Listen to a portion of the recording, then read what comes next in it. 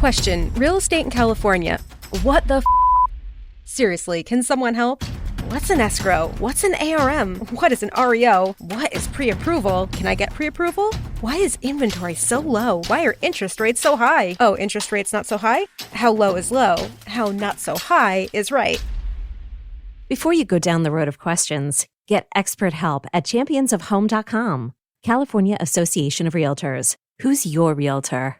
Your wedding begins here. You've found your person. Now find your perfect place. Welcome to Marin County, where your love story meets its perfect setting. Exchange vows beneath ancient redwoods on a sun-kissed beach or overlooking the sparkling San Francisco Bay. Whether you're planning an intimate elopement or a grand affair, Marin offers the space and the spirit to make your wedding uniquely yours. Discover where forever begins at visitmarin.org and explore the weddings page for details. I agree. Everyone is pursuing, again, something like almost like a kind of Freudian desire at the end of the day. Like they all are looking for something really honest. I see you've got a Lion King poster behind you there. I do. Are you a fan? I was just listening to some songs from it. I go back to those Disney movies that when I was growing up were like the big ones, and that one for me, when I saw it, I went to the theater to see that at Center Point Theater, and I was like, this is the best film that was ever made. Also, respect for mentioning Center Point Theater, which I don't even know if that exists. I don't think it exists. I'm sure it doesn't. I'm sure it doesn't. But yeah, oh man, yeah, no, it really is. It's one of those films I think is incredibly special. Mhm. I'm very happy. Animation to me is high art. I think it's so. But I'm really excited to talk about Best Boy. This is great. Thanks so much for your time. I'm speaking with Marc Bendavid, the one of the stars of Best Boy. Marc, thank you so much for your time. I really appreciate this. My pleasure. This is a wild film. It is so much fun and so dark, and so there are moments where it's completely wild and some moments where it's very real. Uh, what excited you to step onto the set and be a part of it? There were a few things. I think I liked especially the fact that it was a small cast in a small place. This sort of intensely dark family. Is it a drama? Is it a comedy? Is it a thriller? Kind of unclear. And that it was all taking place inside this forest, basically this house in this forest. And I think I knew Lise was doing it and Aaron maybe, I think. And I was just excited about working with them both. And then Caroline was on board too. So it was kind of like a theater actor's dream of movie making because you get to take the script apart, but it's all basically inside one location. And also it's just so weird. It's rare that you come across movies that have the green light to go that are so confidently out of any box. Yeah, I like that you say it's really hard to fit this in and say it's this sort of genre. And it does it feel, you talk about being for theater in that sense, but it really does sort of feel like a play. Like Mhm. this very easily could be performed on a stage in the Yeah, for midst of sure. all of its chaos, which really I think helps the dialogue and build that tension Mhm. for these characters. Forgive me, I can't remember what's your character's name again. Forgive me. Uh, Oh my God, no, Eli. Eli, that's it. I have had the chance to speak with Aaron, and I wanted to hear from you what you thought of what does Eli hope to get out of this essentially Hunger Games type thing, style of competition between your family members. What does Eli hope to walk away with? His first win, really. Like, I think he was always kind of the recessive gene in his mind, the recipient of the recessive genes in terms of confidence in terms of love and power and all sorts of things. Um, and he's doesn't have the spotlight shining on him kind of ever in his life. And now he has an opportunity for the first time to reach outside of that and to kind of dominate the sibling dynamic. And I think it's just a chance to come out of the shadows, um, and to kind of play at an equal level, which he's never really been at. Well, with that being said, I mean, like you said, there's all these different competitions. Hunger Games may be the wrong type of description as I say that, but No, no, it it's does not. feel like It's that. not. Yeah, yeah, no, it's not a bad comparison. Yeah. Was there one of the, but one of the things I think about these ones is there's so much raw emotion in each one of these scenes, whether you're, out in the field or whether you're yelling at each other in the living room. As a Mhm. performer, was there one of these challenges that you felt was more difficult than other ones for you? I mean, the most challenging one emotionally are usually like the more enjoyable scenes to film, and I think the one where we're sitting on the carpet and, you know, basically trying to break each other's hearts in going in opposite directions, that was the most difficult and most enjoyable one to shoot because it was such a rapid fire game. And, when you're going back and forth like that, and of course, like any scene in a film, you're shooting it so many times at different angles and stuff.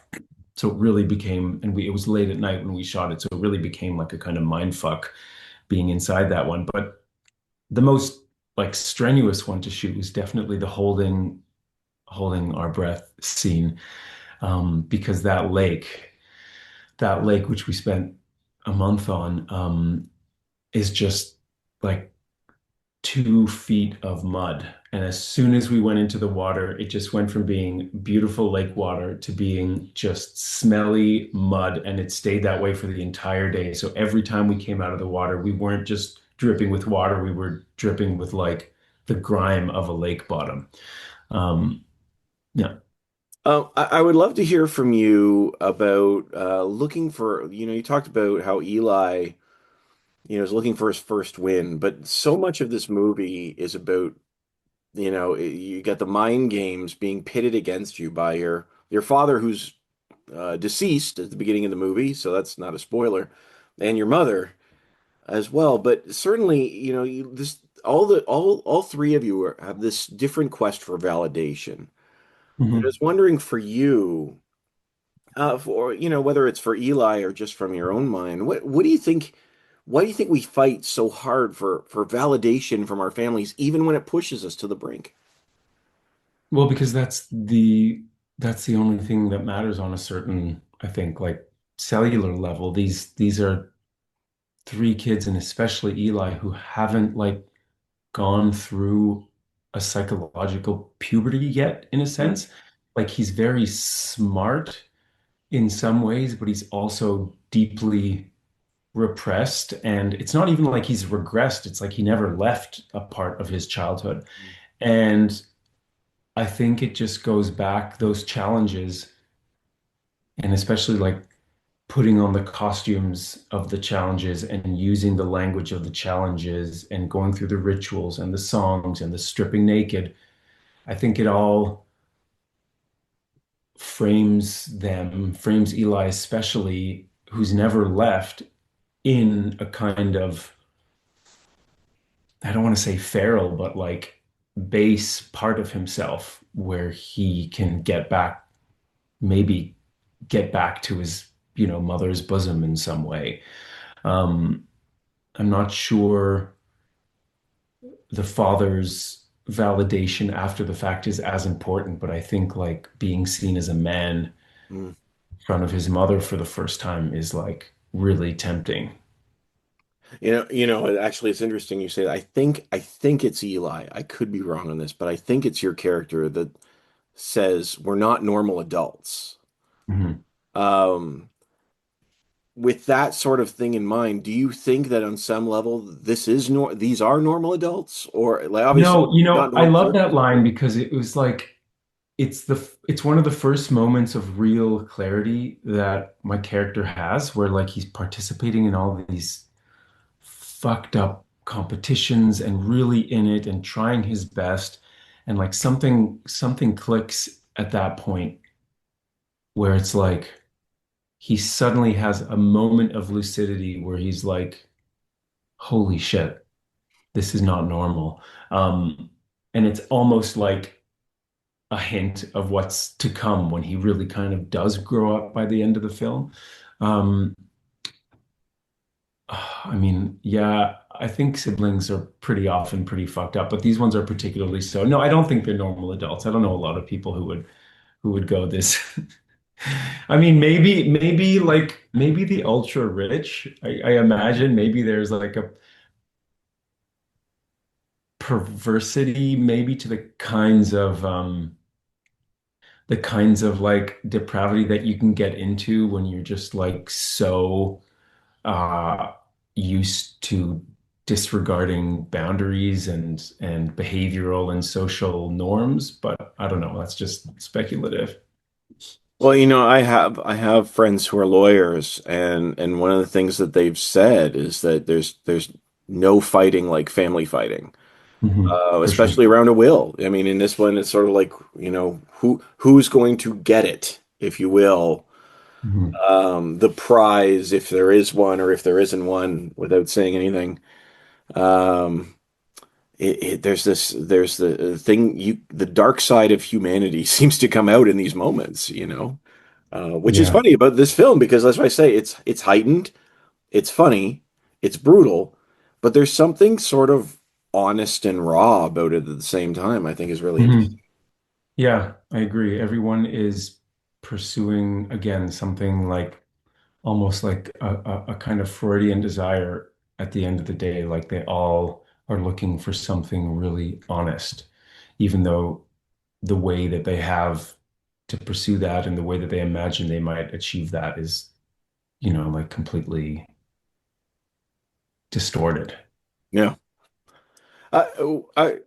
Pivoting a little bit from here, I was wondering what does Jesse Noah Klein, of course, directed the film. What does he bring to the set? Because this is like these are I know my understanding is you film very quickly, but these are intense scenes, and sort of fostering that environment. What was it like with him as the film was being built? Well, we did shoot very quickly, but we had a lot of time to talk beforehand. And because it's such a, like, it's easy to talk about how strange the film is, but it's also like intellectually pretty rigorous. And we were able to talk through not only the characters' scenes, but like the whole film. And he had lots of narrative comparisons in films that had kind of inspired him in different ways. So even though it was a quick and very intense shoot, I think the conversations preceding the shoot were pretty in depth, um, and pretty, again, like intellectual. Like Jesse's he's a very thoughtful director, and he's very specific about what he's looking for. And then as far as shooting it, I mean, the location, the location really brought a spectacular amount of context to the storytelling because, it was this giant house completely alone on a lake in the middle of nowhere in the Quebec woods. It wasn't a cottage with cottages nearby. It was like something out of a Tarkovsky film or something. There was just like forest and then a lake and one house, and we just lived and shot around this location. And so it kind of started taking on its own personality in terms of how we related to the space. And if you got there early, like there was no one there. And if it, like it was just so it was partly that as well. Just one of those experiences of filming where you just start to become your conversations and your behavior become imbued with like the place that you're working in. Um, yeah, Yeah, that's interesting. I hadn't really thought of that, but that makes sense because so much of this film is about, you're back at your childhood home. These characters are their childhood home, and so there's already a relationship to the place, but certainly the intensity and the character building would be heightened if this is just where you are all the time yeah, in this one yeah, location. It's really interesting. Yeah. yeah. And there were enough spare rooms to like, if you have a couple of hours off, there's like another room that you found where you can like go and like take a nap or work on your lines or eat your stuff. So everyone was kind of like burrowing in different places, and then sometimes you had to just like get out of the house because it was just like oppressive. Like the location is like a character, really like a character in the film, in this film. I love that. I love that, honestly. And like I said, it's so much fun, and very raw, very intense in moments as well. Mhm. Thank you so much for the time, though, Ben, or Mark. I really appreciate it. My pleasure. Marc Bendavid, one of the stars of Best Boy, which is in theaters on May 29th. But this is great. Have a great day. Thanks so much. Have a great day. Thank you.